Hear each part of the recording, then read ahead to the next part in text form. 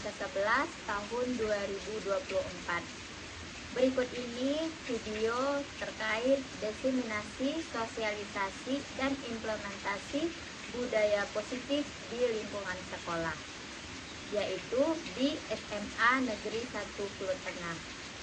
Selamat menyaksikan.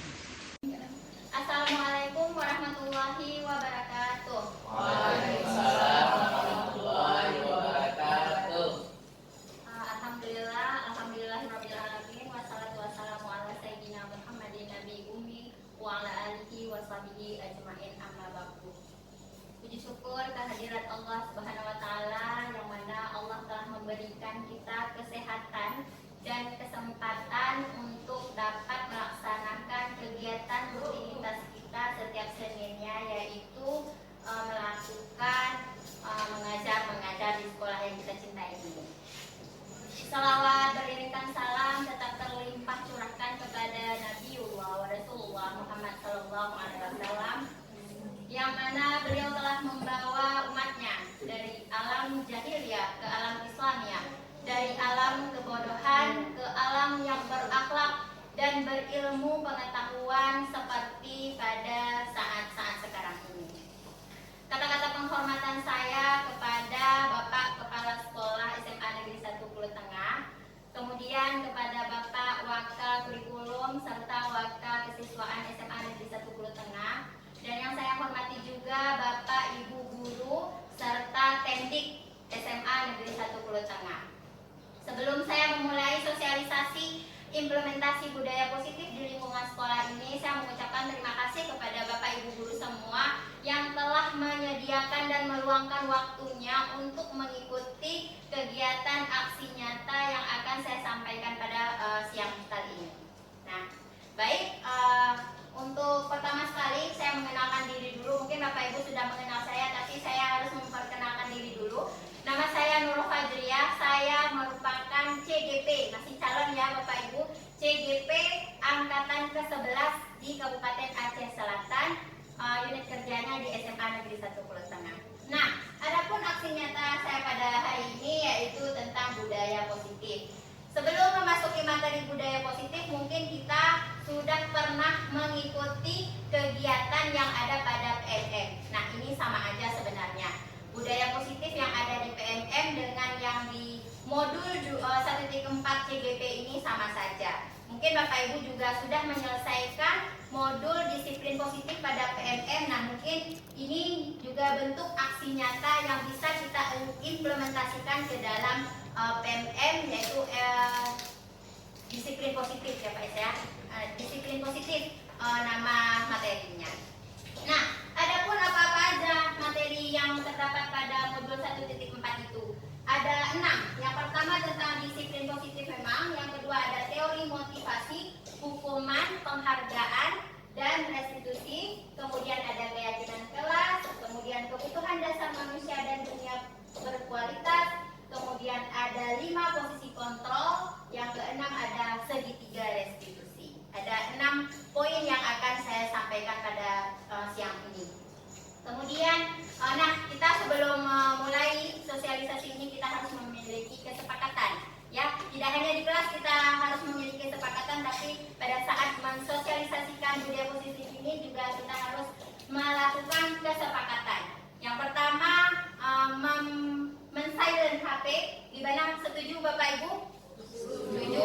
Yang kedua, mendengarkan sampai akhir, dan nanti Bapak Ibu kalau ada yang ingin ditanyakan boleh ditanyakan. Oke, sekarang kita kenalan dulu apa itu budaya positif. Kenapa sering kita mendengar budaya positif? Budaya positif itu yaitu tujuan dari pelaksanaan pendidikan di sekolah untuk membentuk anak menjadi generasi yang berpendidikan, cerdas, dan berkarakter. Agar hal itu bisa terwujud, maka dilaksanakan kegiatan pembelajaran di sekolah dan proses pembelajaran yang baik. Proses pembiasaan itulah proses pembiasaan anak dari kebiasaannya yang kurang baik menjadi baik, itu disebut dengan budaya positif. Kemudian, agar terwujud murid yang berkarakter, baik, dan unggul, maka sekolah harus membangun budaya positif di lingkungan sekolah hingga menjadi pembiasaan yang mendorong murid untuk melakukan dengan kesadaran sendiri tanpa ada paksaan dari pihak manapun, terutama dari kita pihak guru. Nah, kemudian ada 8 konsep daripada budaya positif. Yang pertama, pembelajaran dengan paradigma baru. Mungkin ini berhubungan dengan Kumer yang sekarang kita jalani di kelas 10.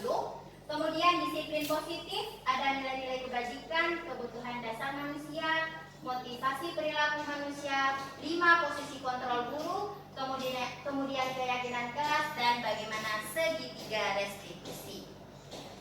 Nah, selanjutnya yang pertama yaitu tadi pembelajaran dengan paradigma baru. Nah, ini di sudut sini saya sudah menuliskan ada 6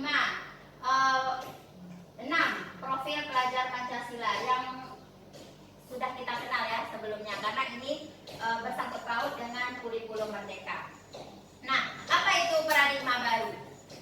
Pembelajaran yang dirancang berdasarkan prinsip pembelajaran yang berdiferensiasi, sehingga peserta didik belajar sesuai dengan kebutuhannya berdasarkan tahap perkembangan sesuai teori psikologi modern untuk mewujudkan profil pelajar Pancasila. Nah, di sini saya menjelaskan sedikit berdiferensiasi. Sebenarnya kita sekarang dituntut untuk mengajar secara berdiferensiasi. Nah, apa itu berdiferensiasi? Berdiferensiasi itu kita harus belajar menyesuaikan dengan kebutuhan peserta didik.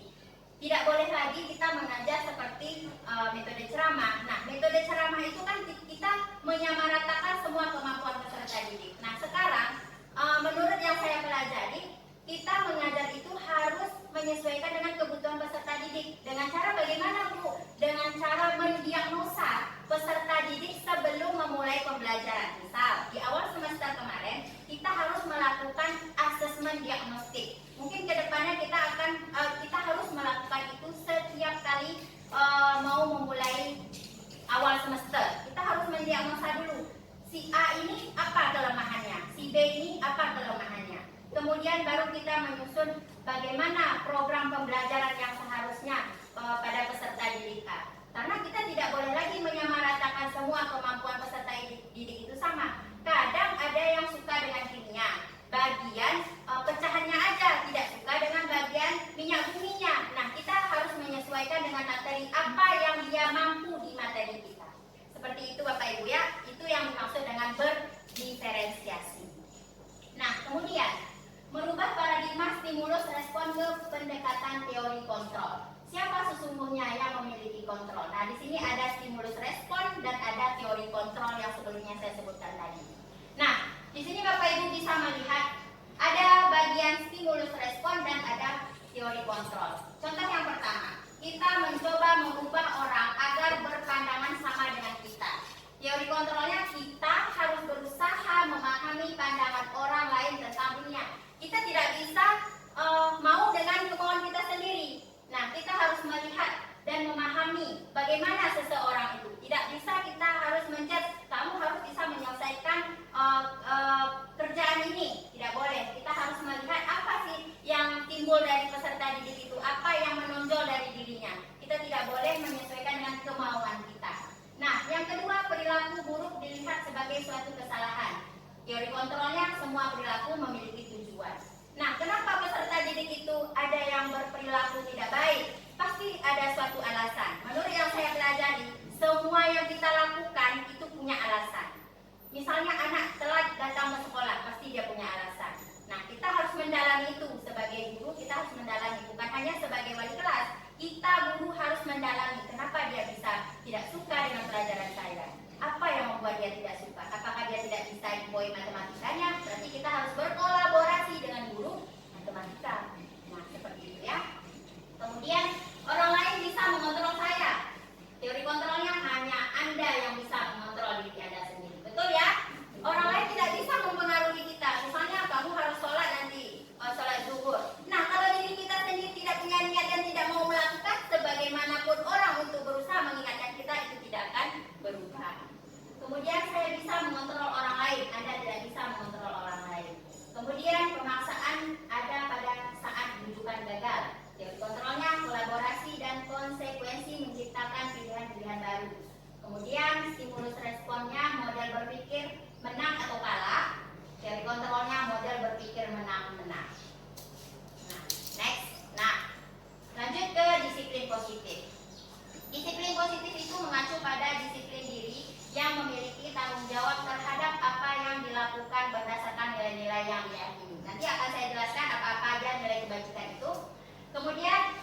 positif merupakan salah satu penerapan disiplin yang bertujuan untuk menumbuhkan kesadaran serta memberdayakan peserta didik tanpa imbalan penghargaan, ancaman ataupun hukuman. Nah, di sini saya bahas sedikit. Waktu saya PPD dulu, ternyata pemberian penghargaan itu dibolehkan, Pak. Nah, ternyata pada CGP ini pemberian penghargaan itu sudah tidak dibenarkan lagi. Kenapa? Bisa membuat peserta didik itu suka sama pelajaran kita karena kita selalu memberikan hadiah. Nah, bukan karena dari kesadaran diri sendiri, tetapi oh saya maulah maju ke depan, guru nanti kasih saya reward, misalnya uang ataupun apa. Nah, ternyata pada CGP ini saya belajar bahwa pemberian reward itu tidak boleh lagi. Ya, sama seperti hukuman. Hukuman itu juga sudah tidak dibenarkan lagi. Begitu juga dengan reward. Ternyata reward sudah tidak boleh. Punishment and reward tidak boleh lagi ternyata. Yang boleh itu apa? Konsekuensi. Kita harus memberikan konsekuensi terhadap peserta didik. Kemudian sebagai pendidik, tujuan kita adalah menciptakan peserta didik yang memiliki disiplin diri sehingga mereka berperilaku mengacu pada nilai-nilai kebajikan universal dan memiliki motivasi intrinsik dalam perubahan perilaku ke arah yang lebih baik.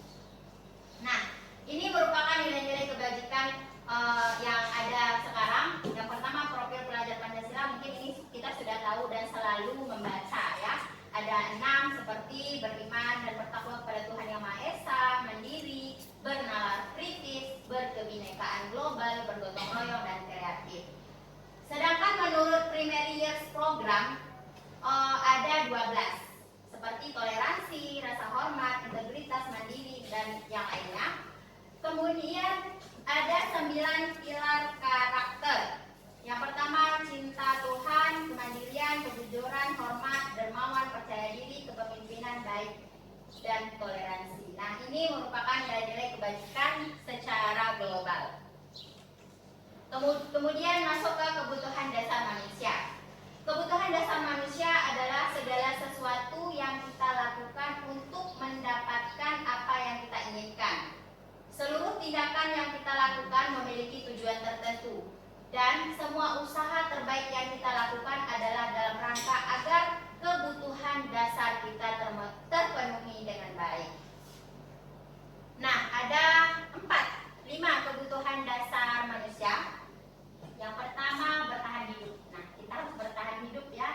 Mau memenuhi makan, minum. Dan itu salah satu cara kita untuk bertahan hidup. Yang kedua, penguasaan atau kebutuhan pengakuan atas kemampuan. Nah, seperti keinginan untuk dianggap berharga. Misalnya kita melakukan segala sesuatu itu terkadang kita membutuhkan penghargaan, ya. Baik itu berupa pujian atau hanya sekedar tepuk tangan. Nah, itu ingin kita dapatkan. Yang ketiga, kesenangan. Seperti kebutuhan untuk mencari kesenangan seperti bermain dan tertawa. Kemudian yang keempat, kasih sayang dan rasa diterima. Nah, contohnya seperti apa? Kebutuhan untuk disayangi dan diterima. Yang kedua, kebutuhan tetap terhubung dengan orang lain. Yang kelima, kebebasan. Anak-anak dengan kebutuhan kebebasan yang tinggi menginginkan pilihan. Mereka perlu banyak bergerak, suka mencoba-coba, tidak terlalu terpengaruh orang lain dan senang mencoba hal baru. Nah, mungkin kebebasan ini perlu kita lakukan terhadap anak-anak. Saya lihat mungkin kita belum terlalu mengimplementasikan nilai daripada kebebasan ini. Mungkin kita hanya fokus misalnya kalau belajar itu peserta didiknya mau diskusi, ya udah diskusi aja semua. Ternyata kita harus membebaskan anak-anak. Seperti kasus yang kemarin baru siap kami Zoom, misalnya anak-anak itu mau bentuk video, berarti ada satu sudut yang ke video. Memang agak ribet ya. Kita ini sepertinya ke depan agak lebih ribet lah. Nanti misalnya anak-anak bisa belajar melalui, kan ada anak-anak ada yang audio visual, ada yang kinestetik seperti itu ya. Kita harus dalam satu kelas itu berarti kita memang harus menyediakan berbagai macam model dan media. Misalnya saya nggak bisa belajar dengan gambar dulu, saya bisanya cepat memahami dengan video, berarti kita harus menyediakan video. Berarti kalau anak-anak saya sukanya gambar seperti komik, Bu, berarti kita harus menyediakan gambar.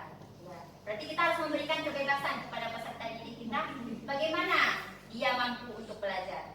Nah, seperti itu ya. Kemudian motivasi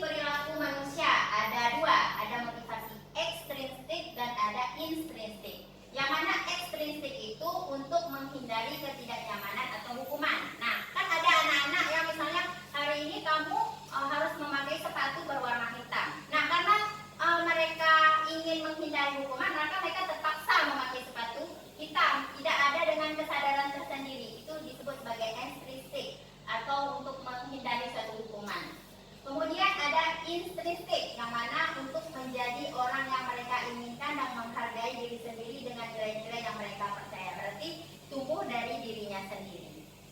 Nah, ada perbedaan di sini. Hukuman, konsekuensi, dan restitusi. Nah, hukuman. Hukuman itu misalnya tidak terencana atau tiba-tiba. Misalnya ada satu orang siswa yang terlambat masuk ke kelas, maka kamu harus berlari lapangan 10 kali. Nah, itu contoh dari hukuman. Kalau konsekuensi, bagaimana kita memberikan konsekuensi, seperti misalnya tidak mengerjakan latihan. Misalnya si A tidak mengerjakan latihan, nanti si A kamu bisa mengerjakan latihan di jam istirahat. Kita memberikan konsekuensi terhadap anak tersebut. Kemudian, sedangkan restitusi itu proses menciptakan kondisi bagi murid untuk memperbaiki kesalahan. Proses kolaboratif yang mengajarkan murid untuk mencari solusi. Kita memanggil peserta didik, kita harus wawancara apa kesepakatan yang sudah kita sepakati. Bagaimana seharusnya kita menasehati. Lebih ke seperti itu ya, restitusi. Kemudian perbedaan. Nah, ini contoh dari perbedaan hukuman, konsekuensi, dan restitusi. Hukuman. Guru menghukum dengan lari 10 kali lapangan. Nah, itu contoh dari hukuman. Sedangkan konsekuensi itu guru memberi konsekuensi untuk mengerjakan pada jam istirahat. Misalnya tadi sudah saya contohkan, anak-anak tidak mengerjakan PR, kita harus memberikan konsekuensinya. Kemudian restitusi, guru menanyakan keyakinan kelas dan membantu menyelesaikan masalah. Mungkin kita bisa memanggil peserta didik tersebut untuk menyelesaikan masalah. Kenapa kamu tidak mengerjakan latihan? Apa masalahnya? Apakah kamu di rumah bekerja atau bagaimana? Nah, itu dikatakan sebagai restitusi. Kemudian posisi kontrol, ada 5 posisi kontrol guru ya. Ini untuk kita 5 posisi kontrol guru. Yang pertama sebagai penghukum, kita ada bertindak sebagai penghukum. Yang kedua, kita pembuat merasa bersalah. Bagaimana cara kita berkata-kata kepada murid sehingga dia merasa bersalah terhadap kelakuannya. Yang ketiga, kita bertindak sebagai temannya. Yang keempat, bertindak sebagai pemantau atau yang kelima, manajer. Manajer ini biasanya kepala sekolah ya, yang memegang posisi kontrol guru. Yang kelima ini biasanya kepala sekolah. Nah, melalui serangkaian riset yang didasarkan teori kontrol dari William Glasser, berkesimpulan ada 5 posisi kontrol guru yang umum dan biasa diterapkan seorang guru, orang tua ataupun atasan dalam melakukan kontrol dan penerapan disiplin positif. Kelima posisi kontrol yang umum terjadi tersebut seperti penghukum, pembuat rasa bersalah, teman, pemantau, dan manajer. Dan berikut ini uraian dari kelima posisi kontrol. Yang pertama, penghukum. Nah, di sini seorang penghukum bisa menggunakan hukuman fisik maupun verbal. Orang-orang yang menjalankan posisi penghukum senantiasa mengatakan bahwa sekolah memerlukan sistem atau alat yang dapat lebih menekankan murid-murid lebih dalam lagi. Guru-guru yang menerapkan posisi penghukum akan berkata, patuhi aturan saya, atau awas ya. Nah, itu. Kemudian kamu selalu saja salah, atau pasti selalu yang terakhir selesai. Nah, kadang-kadang mau kita mengatakan seperti itu, nah itu berarti dikatakan sebagai penghukum verbal, ya, melalui kata-kata. Nah, guru seperti ini senantiasa percaya hanya ada satu cara agar pembelajaran bisa terlaksana dengan baik. Nah, kemudian yang kedua, pembuat merasa bersalah. Kita harus berada di posisi untuk membuat peserta didik itu merasa bersalah. Nah, pada posisi ini biasanya guru akan bersuara lebih lembut. Pembuat rasa bersalah akan menggunakan keheningan yang membuat orang lain merasa tidak nyaman, bersalah, atau rendah diri. Contoh kata-katanya, ibu sangat kecewa sekali dengan kamu, nak. Berapa kali bapak harus memberitahu kamu ya?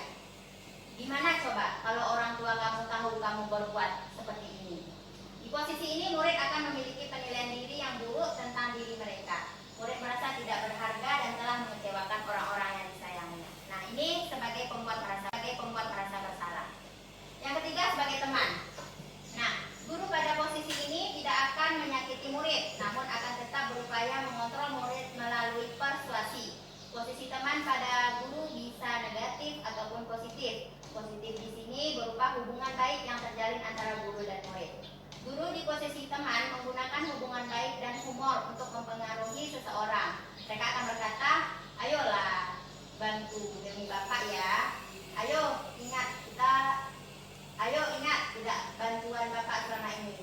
Ya sudah, kali ini tidak apa-apa, nanti Ibu bantu bereskan. Nah, itu salah satu contoh kita harus memposisikan diri kita sebagai teman daripada peserta didik. Yang keempat, sebagai pemantau. Nah, di sini memantau berarti mengawasi. Pada saat kita mengawasi, kita bertanggung jawab atas perilaku orang-orang yang kita awasi. Posisi pemantau berdasarkan pada peraturan-peraturan dan konsekuensi. Contohnya seperti apa? Kalau kita berada di posisi pemantau, kita kan sudah membuat kesepakatan kelas. Nah, jadi kita bisa menanyakan kepada peserta didik bagaimana peraturan yang sudah kita buat, bagaimana kesepakatan kelas yang sudah kita buat. Gitu. Nah, apa yang telah kamu lakukan, sanksi atau sanksinya? Kan kita buat kesepakatan kelas itu pasti ada kalau melanggar seperti apa, nanti seperti itu ya. Apakah harus membuat suatu poster untuk kelas, nah seperti itu. Kemudian sebagai manajer, nah ini biasanya jadi untuk kepala sekolah. Manajer adalah posisi di mana guru berbuat sesuatu bersama dengan murid, mempersilahkan murid, mempertanggungjawabkan perilakunya, mendukung murid agar dapat menemukan solusi atas permasalahannya sendiri. Contohnya seperti apa? Nah, apa yang kita yakini? Jika kamu meyakininya, apakah kamu bersedia memperbaikinya? Jika kamu memperbaiki, hal ini menunjukkan apa tentang dirimu dan sebagainya. Nah, kita masuk ke keyakinan kelas. Nah, sebelum saya mengikuti CGP ini, saya sebelumnya belum pernah membuat keyakinan kelas. Mungkin Bapak Ibu sudah ya, tapi saya belum pernah sebelumnya membuat keyakinan kelas ini. Saya tahunya keyakinan kelas ini juga di CGP. Mungkin Bapak Ibu sudah melaksanakannya di kelas masing-masing. Nah, keyakinan kelas ini berupa sebenarnya mirip dengan peraturan. Ya, tapi sekarang diganti kata-katanya tidak lagi peraturan. Karena kenapa? Kalau peraturan itu berarti ada hukuman. Siswanya itu melaksanakan tidak ikhlas lah kita bilang, karena takut dengan hukuman. Kalau keyakinan kelas itu berarti siswanya melaksanakan dan memenuhi semua aturan itu dengan kesadarannya sendiri. Itulah dibuat keyakinan kelas. Mengapa keyakinan kelas, kenapa tidak peraturan? Nah, tadi sudah saya jelaskan sedikit. Mengapa kita memiliki peraturan tentang protokol kesehatan, yaitu penggunaan masker dan mencuci tangan setiap saat? Mungkin jawabannya adalah untuk menjaga kesehatan. Nilai-nilai keselamatan atau kesehatan inilah yang kita sebut sebagai suatu keyakinan, yaitu nilai-nilai kebajikan atau prinsip-prinsip universal yang disepakati bersama secara universal, lepas dari latar belakang suku, negara maupun bahasa. Kemudian menurut Gosen 1998, suatu keyakinan akan lebih memotivasi seseorang dari dalam atau memotivasi secara intrinsik. Seseorang akan lebih tergerak dan bersemangat untuk menjalankan keyakinannya daripada hanya sekedar mengikuti serangkaian peraturan. Nah, seperti yang saya bilang tadi, mungkin peraturan itu lebih tidak ikhlas menjalaninya. Kalau keyakinan itu lebih ikhlas dan dengan adanya kemauan diri sendiri. Nah, pembentukan keyakinan kelas. Keyakinan kelas bersifat lebih abstrak daripada peraturan yang lebih rinci dan konkret. Keyakinan kelas berupa pernyataan-pernyataan universal. Pernyataan keyakinan kelas senantiasa dibuat dalam bentuk positif. Keyakinan kelas hendaknya tidak terlalu banyak sehingga mudah diingat dan dipahami oleh semua warga kelas. Keyakinan kelas sebaiknya sesuatu yang dapat diterapkan di lingkungan tersebut.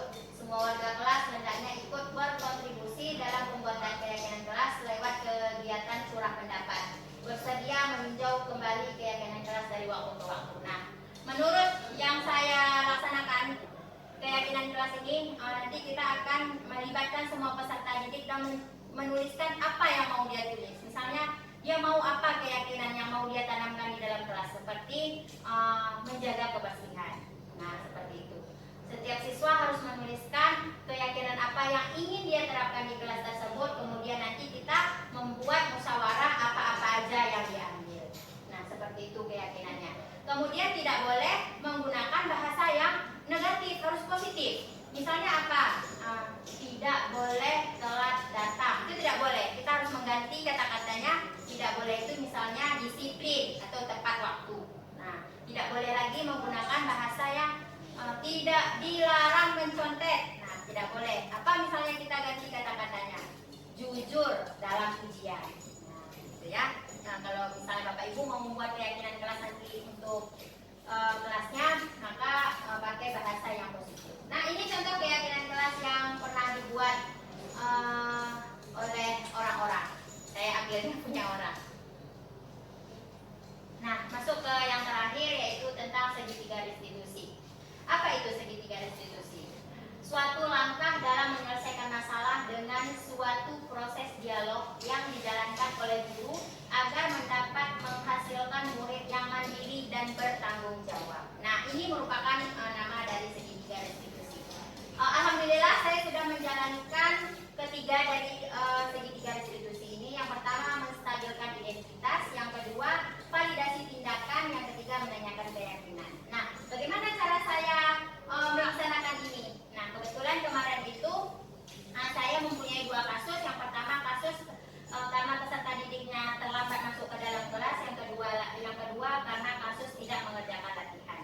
Yang saya ambil sekarang tentang terlambat datang ke sekolah, terlambat masuk ke dalam kelas. Karena kan biasanya peserta didik kita itu setelah jam pergantian itu pasti dia terlambat. Apalagi siswa yang laki-laki sering terlambat. Nah, saya mengambil kasus itu.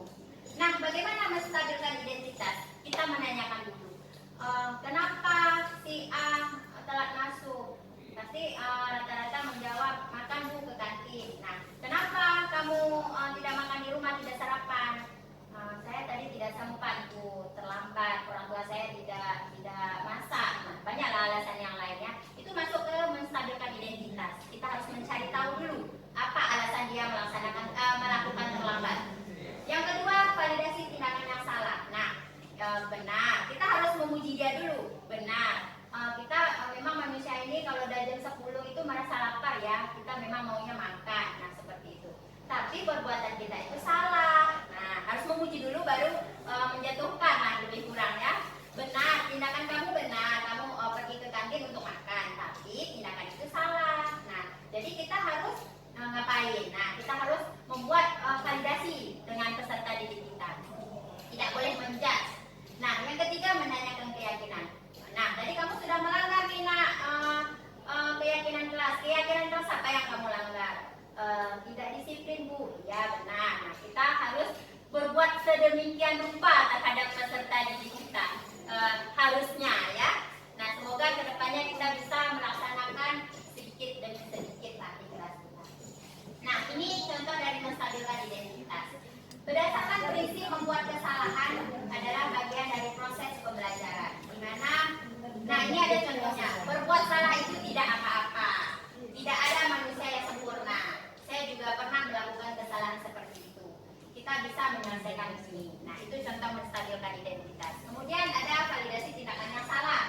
Berdasarkan prinsip setiap perilaku berupaya memenuhi suatu kebutuhan tertentu. Seperti apa? Nah, padahal kamu bisa melakukan yang lebih buruk dari ini ya. Kamu pasti punya alasan mengapa kamu melakukan itu. Kamu patut bangga pada dirimu sendiri karena kamu telah melindungi sesuatu yang penting buatmu. Nah, itu contohnya. Kemudian menanyakan keyakinan. Tadi kita udah buat keyakinan kelas, kita harus tanyakan lagi kepada peserta didik kita, apa keyakinan yang udah kita buat di kelas? Apa kepercayaan yang udah kita buat di kelas? Nah, itu contoh menanyakan keyakinan. Nah, ini ada kasus Dino sering datang terlambat sehingga sering tidak mengikuti senam pagi dan guru piket melaporkan kepada Ibu Ningsih sebagai wali kelas. Ibu Ningsih pun memanggil Dino ke ruangannya.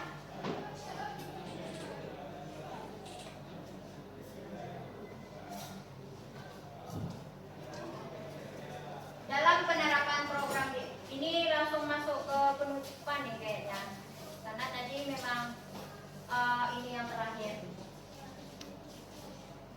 Nah, lanjut mungkin ini yang terakhir dari slide saya. Dalam penerapan program disiplin positif, hendaknya kita sebagai guru memiliki standar kepribadian profesional dan sosial yang baik, di mana guru mampu merefleksikan dirinya dalam posisi kontrol saat ini. Bagaimana perjalanan dirinya sebagai among atau manajer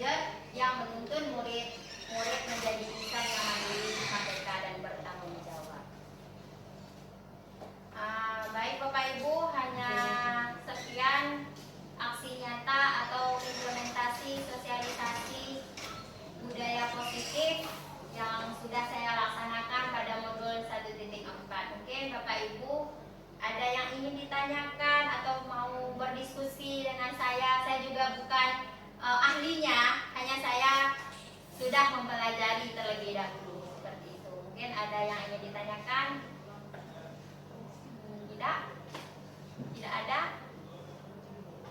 Ada Bapak Ibu. Saya Bu. Ya. Ibu, silakan Ibu. Setelah penjelasan yang Ibu jelaskan tadi, saya menanyakan apakah di sekolah kita ini dengan segala waktu murid ini, apakah bisa jika kita tidak memberikan hukuman atau yang seperti itu? Iya. Baik, saya akan mencoba menjawab pertanyaan dari Ibu Tasnim. Yang mana pertanyaannya itu bagaimana kita menerapkan disiplin positif di sekolah kita tanpa hukuman dengan kondisi peserta didik kita yang sekarang ini ya. Kita sudah mengetahui, semua kita guru sudah mengetahui bagaimana karakteristik dari peserta didik kita di sini. Nah itu salah satu bahasan diskusi sebenarnya. Setiap sekolah seperti ini. Saya juga menyampaikan hal yang sedemikian, guru lain juga menyampaikan hal yang sedemikian dari beberapa sekolah. Ini bukan menurut saya Bu ya, menurut yang udah dipelajari. Menurut yang udah dipelajari, tahapannya itu yang pertama kita harus melakukan kolaborasi sebenarnya. Kolaborasi, kalau kita sebagai guru mapel, tentu kita harus berkolaborasi dengan guru mapel yang lain. Tanyakan, apakah saya masuk di kelas itu kayak gitu juga dia? Apakah kamu masuk ke kelas itu kayak gitu juga? Kadang sama kita aja dia kayak gitu, sama guru lain tidak. Maka kita harus melakukan kolaborasi dulu. Nah, jika benar positif anak tersebut ke semua guru dia melakukan hal yang sedemikian, maka kita harus berkolaborasi dengan kepala sekolah. Apa tindakan yang harus kita lakukan? Yang kedua, yang selanjutnya sama orang tua. Nah, sebenarnya pemberian hukuman itu sudah tidak dibenarkan lagi, ya. Tapi harus diganti dengan konsekuensi yang tadi, konsekuensi dan restitusi. Restitusi itu lebih kita memanggil anak lebih ke pribadi. Kita kenapa, apa yang sebenarnya, kenapa kamu berbuat seperti itu? Tapi harus face to face. Ya, kalau rame-rame kadang dia malu, tidak bisa mencurahkan isi hatinya. Jadi harus face to face sebenarnya. Kalau iya harus, nggak boleh di kalayak ramai. Dia harus face to face. Apa sebenarnya masalah kamu? Bagaimana bisa terjadi seperti itu? Nah, itu restitusi. Sedangkan konsekuensi itu kita memberikan solusi lain untuk anak tersebut. Misalnya kan baru-baru ini kita ada masalah dengan anak kelas 10. Nah, kita sebenarnya harus memanggil satu-satu. Nggak boleh kita dudukkan rame-rame. Karena nanti kan jawabannya itu akan mengikut satu sama lain. Tidak dari hati nurani ya. Kita harus mendudukkan satu-satu sebenarnya. Kenapa? Bagaimana bisa terjadi hal seperti itu? Nah, setelah itu baru kita berikan konsekuensi. Seharusnya kamu tadi tidak melakukan hal seperti ini. Bagaimana kalau kamu melapor ke guru aja dulu? Kenapa harus memukul seperti itu? Ataupun kamu kalau takut, kenapa tidak lapor dulu ke bagian keamanan dari kelas seperti itu? Nah, keamanan wali kelas ke guru seperti itu. Nah, itu merupakan tindakan dari konsekuensi. Kalau Ibu bertanya bagaimana kalau kita tidak memberikan hukuman, mungkin kita bisa merubah sedikit demi sedikit ya Bu ya. Tidak bisa langsung 100%, tidak boleh tidak ada hukuman, tidak bisa. Dan ini mungkin sedikit Bu ya, saya mau bertanya tentang hukuman sama konsekuensi. Saya ada menerapkan di dalam kelas, misalnya seperti memberikan PR. Ya. Misalnya hari ini kumpul, ada sebagian siswa tidak mengumpulkan. Itu saya, ini nggak tahu saya akan termasuk hukuman apa konsekuensi. Jadi kerjakan sekarang, pokoknya hari ini harus juga kumpul. Ini lagi yang tidak mengumpulkan kan, yang belum siap. Tapi nilainya Ibu minuskan 5 atau 10. Apakah itu termasuk hukuman atau konsekuensi? Oke, saya coba menjawab pertanyaan dari Ibu Zia. Pertanyaannya adalah mengerjakan PR, harusnya mengumpulkan PR hari ini, tetapi ada peserta didik yang tidak mengumpulkan. Ibu Zia memberikan konsekuensinya boleh mengerjakan sekarang, tapi nilainya di -5.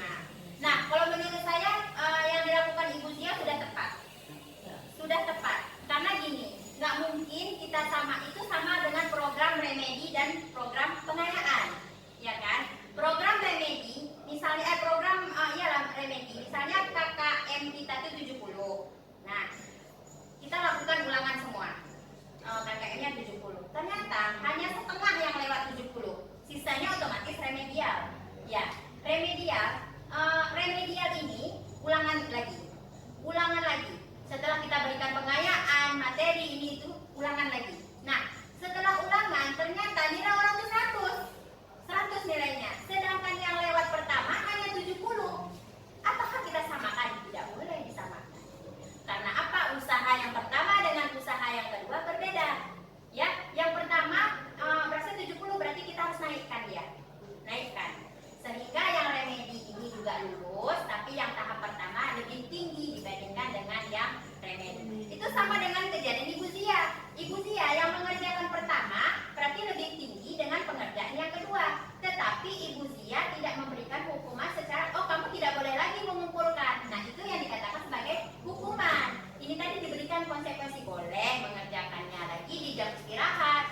Tetapi hari ini nanti mau pulang harus kamu kumpulkan dengan satu syarat. Nilai kamu itu kurang 5 ya. Karena apa? Karena kamu tidak tepat waktu. Nah, seperti itu. Ya, Bu Zia ya. Semoga mungkin dengan penjelasan saya adalah pencerahannya sedikit. Pak Abu? Enggak, tadi apa yang mau ditanyakan? Yang saya tanyakan tadi tentang penerapan masalah atau keyakinan kelas tadi. Apakah itu dilakukan oleh wali kelas saja atau guru mapel? Sebenarnya guru yang bersangkutan. Misalnya saya guru kimia, berarti saya harus membuat keyakinan kelas guru kimia. Nah, kenapa saya buat seperti itu? Karena setiap murid sama semua guru itu berbeda perlakuannya. Ya kan? Sama saya misalnya, oh saya agak semangat nih ke Ibu Nurul. Beda keyakinan yang dia buat pasti. Harus belajar menggunakan metode yang nggak boleh kata-kata harus, menggunakan metode yang menarik, menggunakan media yang menarik. Nah, mungkin anak-anak mau yang seperti itu. Mungkin sama Pak Abu tidak perlu lagi media menarik. Karena apa? Pak Abu sudah menyediakan media yang menarik.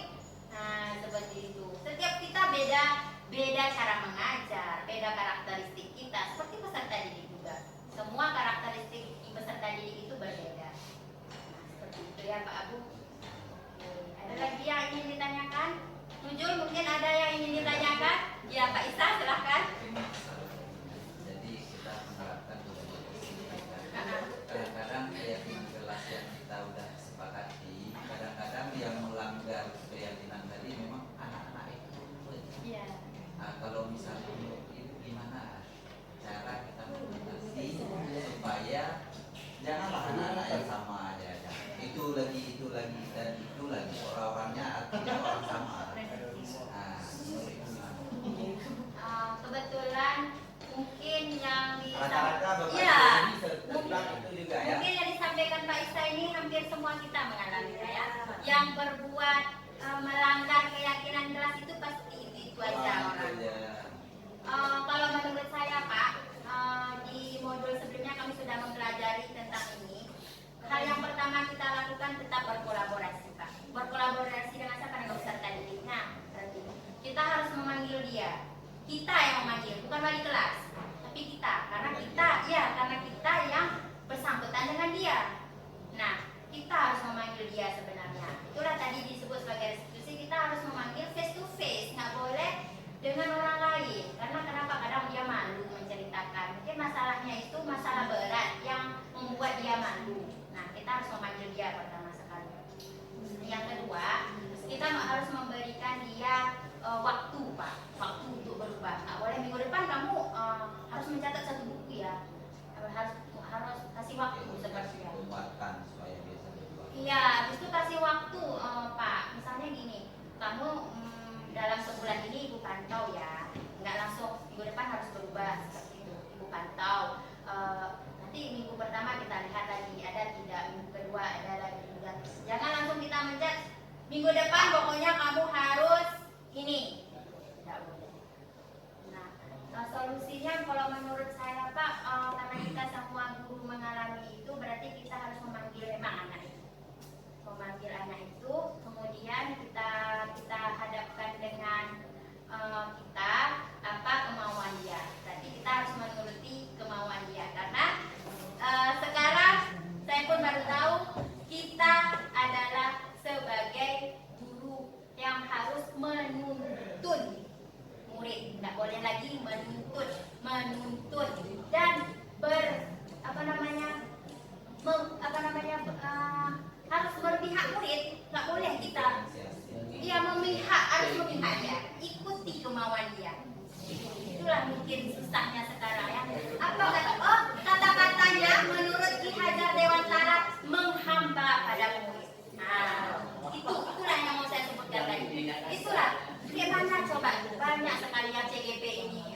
kami habis waktu. Bagaimana kita menghamba pada murid? Itulah sekarang kata-katanya, menghamba pada murid. Berarti kita yang salah.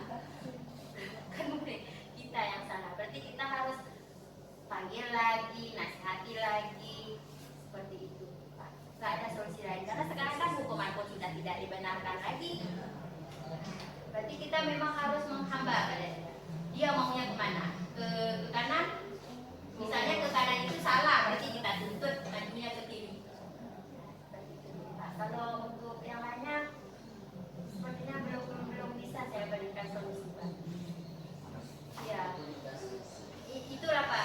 Sepertinya kita hanya bisa memanggil, memberikan konsekuensi, berkolaborasi dengan kepala sekolah dan orang tua. Ya, kalau menurut peraturan yang sekarang. Iya. Kalau kemarin kan peraturan kita sekolah kan Iya. tidak langsung pro. Banget ping ya. Nah, kalau enggak Ya, boleh. Jadi ada pertanyaan sedikit mengenai contoh seperti melengkapi catatan. Karena banyak siswa kita yang sering mencatat. Jadi si kalau orang itu aja. Nah, Orang yang kalau misalkan tidak minggu depan kamu selesaikan, jangan masuk di kelas itu. Itu sepertinya Tidak hukuman. Jangan lupa apa Itu masuk ke hukuman sebenarnya. Salah. Tapi Bu Ika di sini sudah menerapkan konsekuensi. Maksudnya sudah memberikan kesempatan yang kedua kalinya. Tapi ada ujung.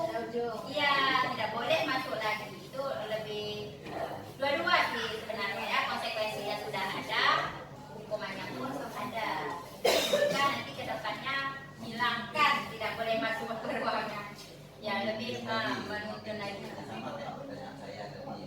Berarti Karena orang-orangnya itu aja, Iya. adanya itu aja itu kan beberapa kali yang kesalahan dia selalu. Nah, jadi kayak gini Bu Ika, sebenarnya kan kita ini memang di sekolahan kita tuh harus punya apa namanya ikatan yang kuat dengan peserta didik. Iya, karena kayak mana? Ada diskusi kemarin. Bu, misalnya kan dia di sekolah aja diiyakan. Bagaimana dengan kita harus mengontrol dia lewat WhatsApp. Iya, bagaimana Andi? Apakah sudah kamu kerjakan catatannya? Harus pas kita kasih, kamu minggu depan harus lengkapi catatan ya. Nggak ada open lagi kita, nggak ada perhatian lagi, itu tidak boleh. Kita harus menegur lagi. Besok paginya, Andi bagaimana catatannya? Besok pagi, udah siap. Nah, harus seperti itu. Harus memberikan perhatian. Tapi tadi kata-kata menghamba pada murid. Mbak Dia. Iya. Kayak gitu yang saya belajar. Iya. Tapi kalau menurut saya tidak bisa susah besar. Iya. dibayangkan aja memang. Iya. Istilahnya kita ini jadi aja bukan. Iya. Karena yang kita di lapangan kita lihat yang berkasus orang-orang yang sama. Iya. Kemudian susah ditangani ya.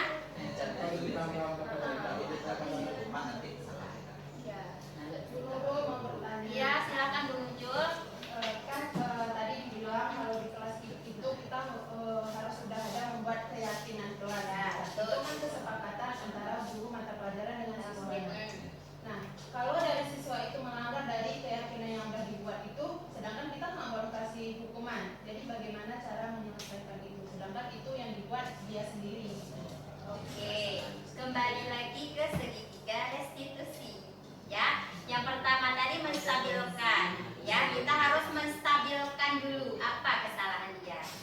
Lebih mengingatkan. Nah, yang kedua memvalidasi. Yang ketiga lah tugas kita ini. Apa tadi yang ketiga? Ya, bukan. Itu yang pertama. Yang kedua validasi. Yang ketiga tadi menstabilkan dua. apa tadi yang ketiga? Saya pun lupa. Nah, ini menanyakan. Nah, menanyakan keyakinan kelas. Nah, kita tanyakan. Seperti contoh tadi yang ini. Menanyakan. Misalnya gini kata-katanya. Apa keyakinan kelas yang udah dipraktekan ya di waktu lokakarya 2? Apa keyakinan kelas yang udah kita buat? Misalnya dia telat datang. Apa keyakinan kelas yang kita udah buat Andi? Coba diingat-ingat ada berapa? Ini Bu disiplin, misalnya dijawabkan disiplin. Nah berarti kamu sudah melanggar keyakinan kelas disiplin. Berarti kamu tidak disiplin. Berarti kita hanya mengingatkan aja. Ya. Berarti untuk kedepannya apa tindakan yang akan? Jangan kita yang memberikan solusi, tapi harus dari dia juga. Ya. Bagaimana harusnya kamu minggu depan biar tidak terlambat? Saya lebih cepat datang Bu. Alhamdulillah. Ya, kita tetap tidak boleh memberikan hukuman. Kita harus alhamdulillah, semoga minggu depan kamu tidak terlambat lagi ya Andi. Ibu tunggu ya di kelas Andi. Nah, seperti itu. Ya, tetap tidak boleh memberikan hukuman. Terjadi lagi. Tidak ada batas waktunya itu. Ya, sampai dia tamat di SMA itu. Tugas kita. Kalau nggak ada perkembangan sama sekali, Berarti kita harus berkolaborasi dengan yang lebih tinggi. Siapa? Apa namanya? Wakil mahasiswa. Tidak sanggup juga kepala sekolah, tidak sanggup orang tua. Dengan orang tua kita lebih terbuka ya. Bagaimana anak bapak ini? Apa yang harus kita lakukan? Apakah kita keluarkan? Nah itu lebih ini lagi karena kami sudah dari guru ini sudah melaporkan guru ini semua catatan sudah ada, bukti-bukti sudah ada. Bagaimana lagi? Kami bukan tidak mau menuntun anak bapak, tapi beginilah. Kalau Itu. udah masih sama guru, jangan lanjutkan ke orang tua. Habis itu baru Tahapannya seperti ini. Kita guru maker, habis itu kesiswaan, kepala sekolah, orang tua.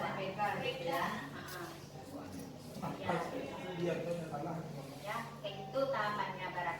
Nanti kita selama ini udah benar Pak ya? Benar, sudah selama ini sudah kita tangani sendiri. Mungkin kita guru mapel, saya sendiri ya, mungkin saya memang tidak memanggil peserta didik ke meja saya, itu kesalahan saya karena tidak face to face. Langsung di dalam kelas kamu, saya masukkan buku catatan ya, buku kasus, tanda tangan di sini bahwa nanti tidak boleh lagi seperti ini. Saya ada buat buku kasus, tapi kesalahan saya tidak memanggil dia secara pribadi. Ya, mungkin itu kesalahan saya. Kemudian mungkin saya sudah tidak sanggup lagi seperti dulu ada siswa Ferry Hasbi ya. Ya waktu di kelas 10 dia Ferry Hasbi, kemudian Rahman Andika, ada satu lagi Reza Mahlevi. Itu sudah saya tidak sanggup lagi menangani, baru saya serahkan ke wali kelas. Kebetulan kemarin itu wali kelasnya Pak Jadi. Mungkin seperti itu. Kesalahan saya adalah tidak memanggil secara pribadi. Ya saya setelah tegur udah tidak ada peduli lagi seperti Bu Ika tadi. Tidak meninggalkan. Iya. Sebagai masukan buat kawan, buat kawan-kawan kita di sini juga, memang anak-anak ini memang rata-rata kalau di sini saya lihat memang ini guru ya, ini guru dalam arti itulah maksudnya banyak senyum Bapak Ibu masuk ke sana. Jangan sulit. memang itu. 5S. Senyum, sabar, sopan, santun, satu lagi. Salah. Ya, mari kita terapkan 5S. Saya udah masuk ya, rata-rata kelas saya lihat dari awal saya tugas di sini, memang anak-anak di sini sifatnya pilih guru ya. Kalau guru sedikit, kemudian ketika kita tegur itu juga kalau dia ini salah cepat kita tegur. Ketika kita nggak salah, misalnya Bapak Ibu ngajar tugas, kita kasih maafin. Itu anak-anak di sini nggak mau dia. Nah, maksudnya butuh perhatian dia Bapak Ibu.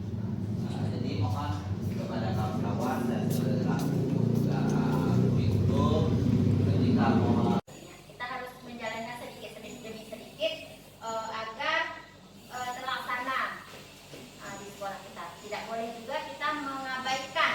Sepertinya nanti kita kalau kita mengabaikan dari sekarang kita akan sulit ke depannya. Menurut yang saya lihat ini akan berlanjut, bukan hanya di menteri sekarang, tapi insya Allah kayaknya berlanjut tentang kurikulum merdeka dan tentang pembelajaran berdiferensiasi, budaya positif, apalagi tadi 5 posisi kontrol dulu, itu semua akan berlanjut ke depannya. Berarti kita harus mengimplementasikan sedikit demi sedikit. Tapi kalau Ibu bilang menghilangkan hukuman secara 100% itu kayaknya belum bisa ya. Mungkin itu yang bisa saya beri jawaban. Menghindari adanya hukuman. Ada lagi yang ingin ditanyakan Bapak Ibu tentang mungkin keyakinan kelas yang seharusnya mulai sekarang kita sudah bisa membuat itu pribadi kita ya, maksudnya kita dengan siswa, bukan wali kelas dengan siswa, tapi kita dengan siswa. Pembelajaran kita itu orang itu maunya seperti apa nilai-nilai yang ingin ditanamkannya. Seperti itu. Nah, bagaimana Bapak Ibu? Tidak ada lagi? Kalau tidak ada lagi saya tutup ya. Oke, baik. Mungkin hanya sampai di sini yang bisa saya sampaikan. Kalau memang ada nanti mau ditanyakan lagi, mungkin boleh melalui jalur pribadi atau menjumpai saya langsung. Lebih dan kurang saya mohon maaf. Mungkin tadi waktu penyampaian ada yang kata saya kurang mengenakan atau ada yang lebih, ada yang kurang, saya mohon maaf. Akhir kata, wabillahi taufiq wal hidayah. Assalamualaikum warahmatullahi wabarakatuh. Terima kasih Bapak Ibu semua.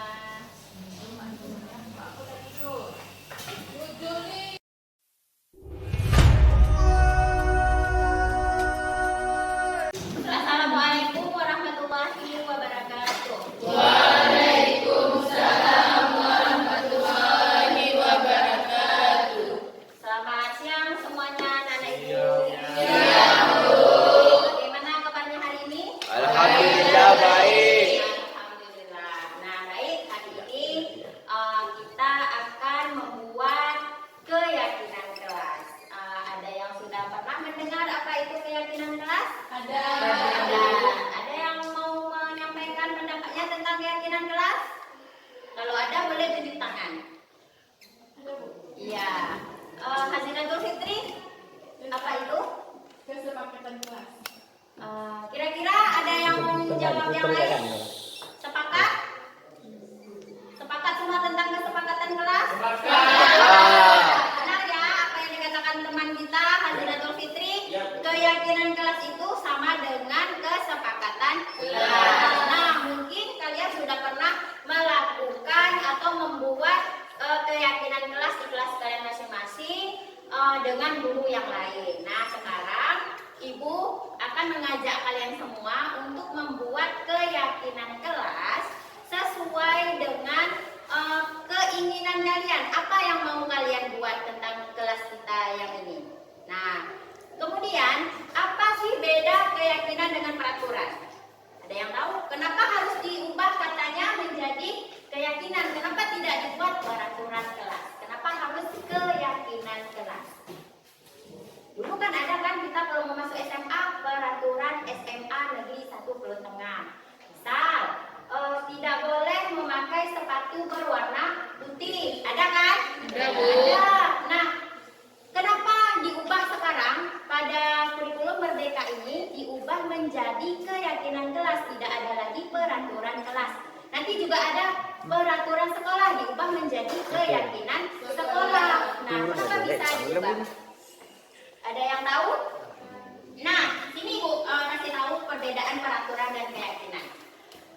Kalau peraturan itu, kalian sekarang memakai sepatu warna hitam. Kenapa kalian memakai sepatu warna hitam? Benar, supaya ada persamaan, Bu. Iya, kalau tidak memakai sepatu hitam maka kalian akan dihukum.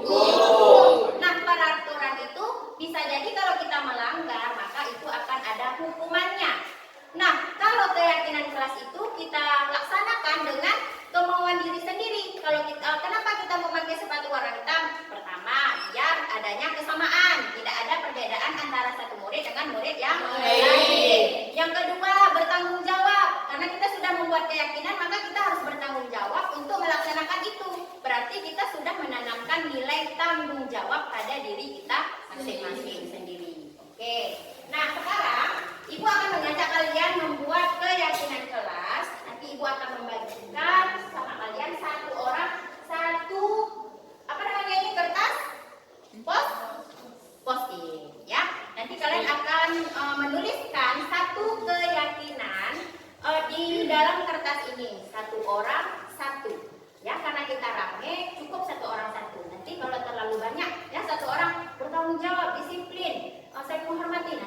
terlalu banyak keyakinan kelas yang harus kita sepakati. Jadi cukup satu orang satu aja. Nah, kemudian dengan kata kunci tidak boleh menggunakan kata-kata yang negatif. Seperti apa? Dilarang mencontek, dilarang telat masuk ke dalam kelas, tidak boleh. Berarti harus menggunakan kata yang positif. Seperti apa itu? Hadir tepat waktu, disiplin, jujur, mandiri, itu kata-kata yang positif. Sekarang sudah tidak dibenarkan lagi, dilarang merokok, tak boleh lagi, diganti. Kata-katanya, redaksi kata-katanya itu harus yang sifatnya positif, ya, tidak ada yang negatif lagi. Tidak boleh makan di dalam kelas, nah jangan, diganti kata-katanya. Oke, paham? Paham, Bu. Paham. Oke, sekarang Ibu bagikan satu orang satu ini, kemudian nanti kalau sudah selesai kalian boleh menempelkan di kertas pleno ini. Oke ya, sepakat? Sepakat, Bu. Oke. Nah, Ibu bagikan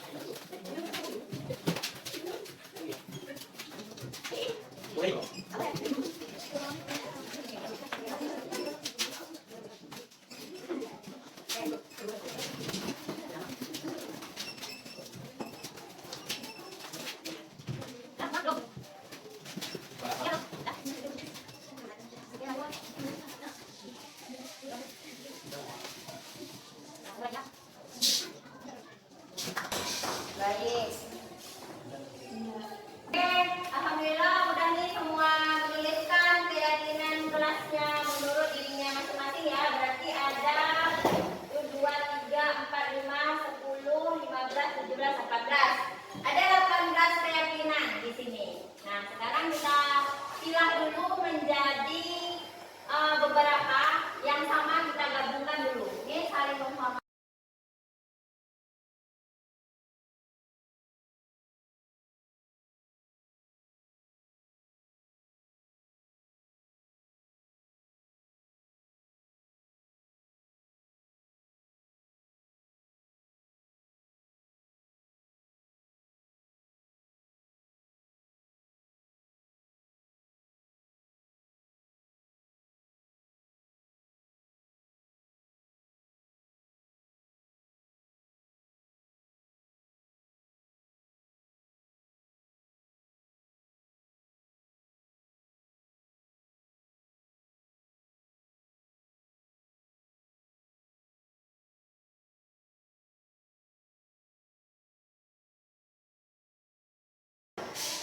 Inilah yang menjadi keyakinan kelas 3 MIPA 1. Dari 18 pendapat tadi, maka sudah dikelompokkan menjadi 9 keyakinan yang harus kita lakukan setiap hari, yang harus kita taati, yang harus kita kerjakan, yang harus kita lakukan setiap hari ketika datang ke sekolah. Oke, ini nanti kalian boleh tempelkan terus di sini. Berarti nanti kalau ada penilaian, berarti kalian sudah ada keyakinan kelas yang kalian buat. Baik, selanjutnya karena sudah kita buat tadi keyakinan kelas, sudah sepakat semua.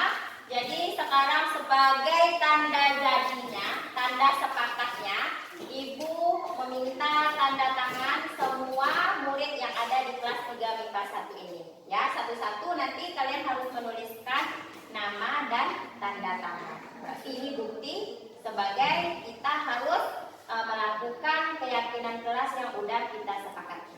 Oke, dimulai dari Mutia, boleh maju ke depan Mutia. Ada bukan Mutia?